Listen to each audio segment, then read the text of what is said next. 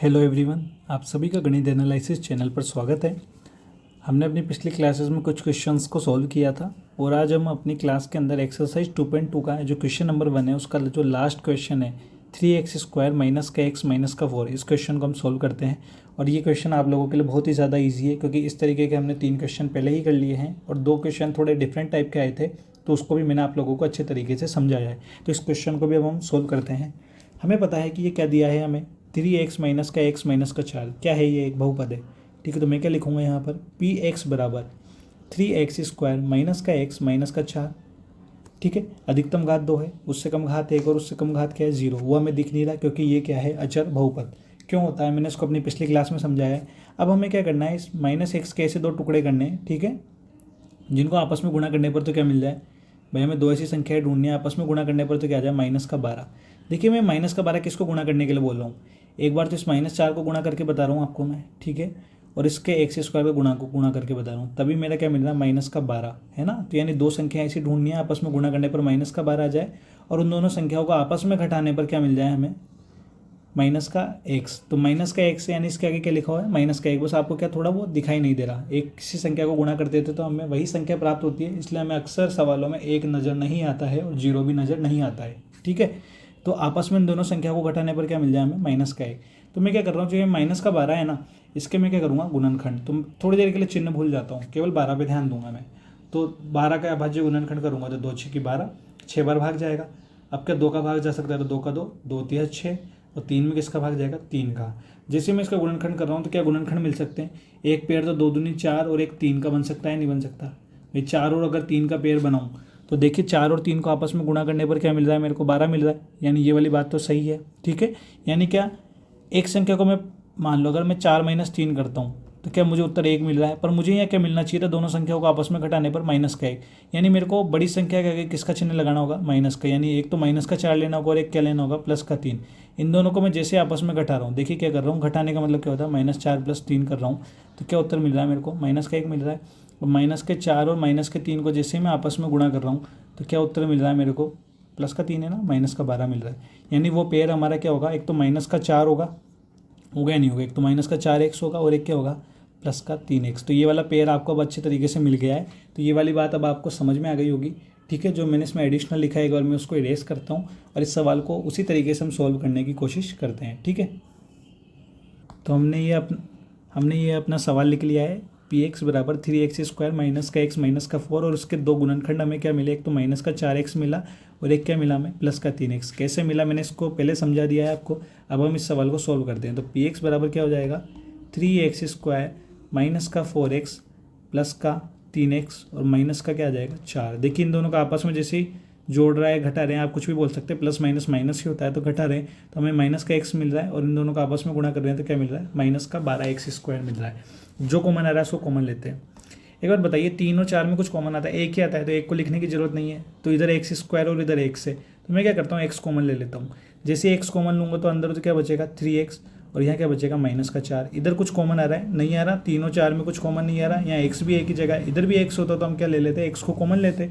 तो यहाँ पर कुछ कॉमन नहीं आ रहा, तो वहाँ क्या कॉमन आ जाएगा? 1। तो क्या आ गया? 3x - 4। हमेशा ध्यान क्या रखना है, इधर जो ब्रैकेट में बन रहा है वही यहाँ पर ब्रैकेट में बनना चाहिए। तो हम लगभग सवाल को सही कर रहे हैं। अब मैं आप इसको भी समझाता हूँ कि मैंने यहाँ x को कॉमन लिया तो 3x - 4 कैसे बचा। देखिए मेरे पास क्या लिखा है यहाँ? 3x माइनस का 4x लिखा है ना। अगर यदि मान लो मैं इसमें पूरे में x कॉमन लूँगा तो x को तो बाहर लगाऊंगा, और जिस संख्या को जैसे मैं कॉमन लेता हूँ ना उसको क्या लिखता हूँ मैं? भाग लगता है उस संख्या का, तो बटा x हो जाएगा और इधर भी क्या होगा? बटा x। तो x से x कट जाएगा। ठीक है, और घातांक के नियम के अनुसार ऊपर x² और नीचे x है, तो इसको काटेंगे तो एक घात कैंसिल हो जाएगी और घात कितनी बचेगी? 1। तो x ऐसे कैसे? x की घात 1 है तो यानी वो x ही प्राप्त होगा मैं 3x, और माइनस का क्या होगा? 4। तो आपको समझ में आया? x को जैसे मैंने यहाँ कॉमन लिया तो 3x माइनस का 4 कैसे प्राप्त हुआ? ठीक है, इधर कुछ भी कॉमन नहीं आ रहा तो प्लस का 1 जैसे कॉमन ले लिया तो 3x - 4 मुझे मिल गया। अब मैं क्या कर रहा हूँ, इस पूरे में देखो 3x - 4 यहाँ पर भी है और 3x - 4 यहाँ पर भी है, तो इस पूरे में मैं क्या काम कर रहा हूँ? 3x - 4 को ही कॉमन ले लेता हूँ मैं। जैसे मैं कॉमन लूँगा तो पता है मुझे क्या मिलेगा?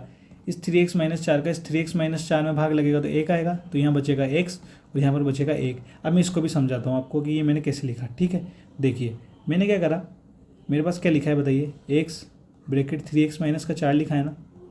मैं एक बार इरेज कर देता हूँ फिर आप देखिए मेरे पास क्या लिखा हुआ है, इसी स्टेप्स को हम फॉलो करते हैं और बताता हूँ कि ये x+1 कैसे है यहाँ। ठीक है, मेरे पास क्या लिखा है, x ब्रैकेट 3x माइनस का 4 प्लस 1 ब्रैकेट 3x माइनस का 4 यहाँ पर लिखा हुआ है। मैं क्या कर रहा हूँ, इस पूरे में 3x माइनस 4 को कॉमन ले रहा हूँ। तो मैंने क्या करा, 3x माइनस 4 को तो कहाँ लिखा, बाहर एक चिन्ह लगाया मैंने बड़ा ब्रैकेट, अंदर क्या बच रहा है आपका x, 3x माइनस का 4 बच रहा है। तो जैसे मैं 3x माइनस 4 को कॉमन लूँगा तो अंदर किसका भाग लग जाएगा, 3x माइनस 4 का भाग लगेगा, नहीं लगेगा, लगेगा। ठीक है, प्लस का 1, इधर भी क्या बच रहा था, 3x माइनस का 4, जैसे इसमें 3x माइनस का 4 कॉमन लूँगा तो इधर भी 3x माइनस 4 का क्या भाग लगेगा और ब्रैकेट हो जाएगा बंद। ये एक समान संख्या, ये एक समान संख्या आपस में कट जाएगी, इधर भी 3x माइनस 4, इधर भी 3x माइनस 4 है, ये भी आपस में कट जाएगा। तो इसको हल करने पर क्या मिलेगा हमें, 3x माइनस का 4 ब्रैकेट, इससे ये कट गया तो 1 मिला हमें उत्तर, और इसको भी काटने पर 1 मिला। 1 से किसी संख्या को गुणा करते हैं वही प्राप्त होगा। तो यहाँ 1 को किससे गुणा कर रहे हो, x से, तो क्या मिलेगा x, और 1 को 1 से गुणा करोगे तो क्या मिलेगा 1। तो आपको समझ में आया 3x माइनस 4 x+1 मैंने यहाँ कैसे लिखा, इस चीज़ से मैंने ये वाली चीज़ कैसे लिखी, आपको समझ में आ गया होगा। ठीक है, अब हम अपने सवाल की नेक्स्ट स्टेज पर चलते हैं। अब हमें देखिए, अब हमें क्या करना है, यहाँ पर बहुपद क्या निकालना है, शून्य की तो निकालना है। तो क्या लिखूँगा मैं, शून्य। शून्य निकालने के लिए क्या करूँगा, जो ये मेरा px है ना, इसको किसके बराबर कर देता हूँ, 0 के। मुझे पता है कि px बराबर क्या मिला है, 3x माइनस का 4 ब्रैकेट x+1 का मल्टीप्लाई मिला है मेरे को। तो मैं क्या लिख देता हूँ, px बराबर 0 कर रहा हूँ ना, तो मैं क्या कर रहा हूँ, इस px की जगह तो लिख देता हूँ 3x माइनस का 4 ब्रैकेट x+1 बराबर में क्या लिख दूंगा मैं, 0। पहले एक पक्ष को 0 के बराबर करेंगे, फिर दूसरे पक्ष को 0 के बराबर करेंगे हम। ठीक है, तो 3x माइनस का 4 बराबर क्या हो गया, 0। इधर एक लाइन खींच देते हैं, और x+1 बराबर भी क्या हो गया, 0।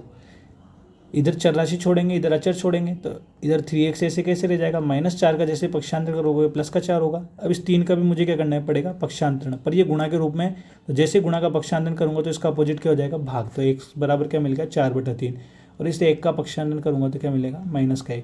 शून्य क्या क्या मिल गया, आप बताइए मुझे यहाँ 2 शून्य मिले, 4/3, और एक क्या मिला, -1। हमने यहाँ पर 2 शून्य, 4/3 और -1 ज्ञात कर लिया है। तो हम अपनी अगली स्टेप पर चलते हैं। मैं अपनी स्लाइड को चेंज करता हूँ और आगे आपको समझाता हूँ। देखिए 2 शून्य हमें क्या मिले यहाँ पर, मैं लिखता हूँ उस बात को। 2 शून्य हमें यहाँ पर मिल रहे हैं, एक तो है, एक बार देख लेते हैं मैंने क्या लिखा है, 4/3 है और एक -1 है। ठीक है, तो 1 शून्य तो क्या हुआ, 4/3 और एक क्या है, -1। क्या करेंगे हम, वही काम करेंगे, शून्यकों का योग। ठीक है, कैसे करते हो आप शून्यकों का योग, जो भी शून्यकों के रूप में संख्या आपको दे रखी है उन दोनों को आपस में क्या करोगे, जोड़ोगे। तो 4/3 क्या करोगे, प्लस -1। अब ये एक ऐसे तो डायरेक्टली जुड़ नहीं सकता, भिन्न है, तो भिन्न के साथ में जोड़ने के लिए मैं यहाँ क्या लगाऊंगा, /1। और 1 का किसी संख्या में भाग देते हो तो उत्तर क्या आएगा, 1। 3 और 1 का एलसीएम क्या होगा, 3 ही होगा।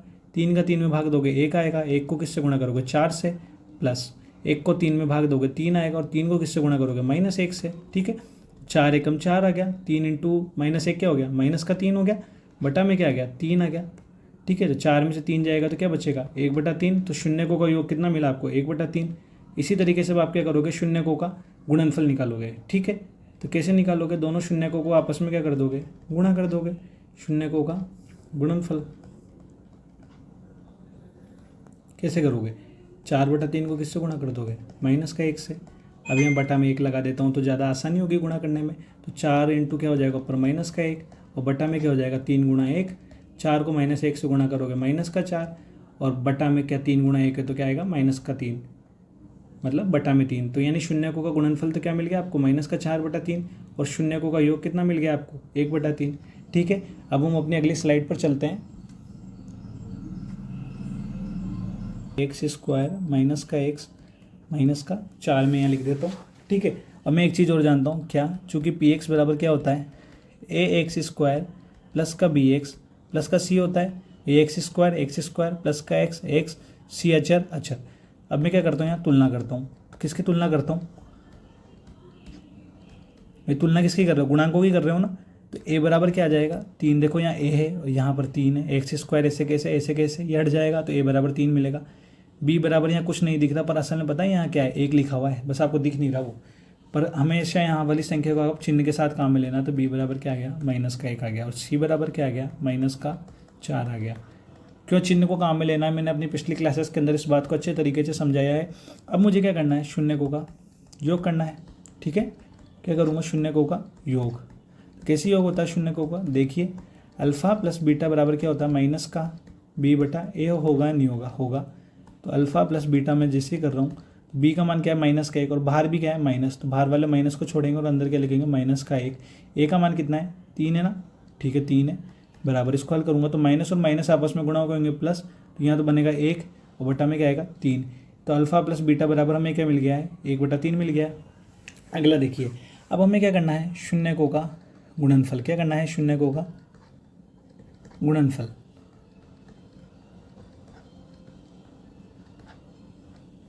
तो इसमें हमें क्या करना होगा, अल्फ़ा इंटू बीटा बराबर क्या करना होगा,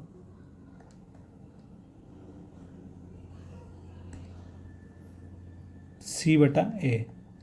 तो सी का मान क्या है यहाँ पर, माइनस का 4, ए का मान क्या है यहाँ पर 3। तो अल्फ़ा डॉट बीटा बराबर क्या आ गया, माइनस का 4/3 उत्तर मिल गया हमें, ठीक है।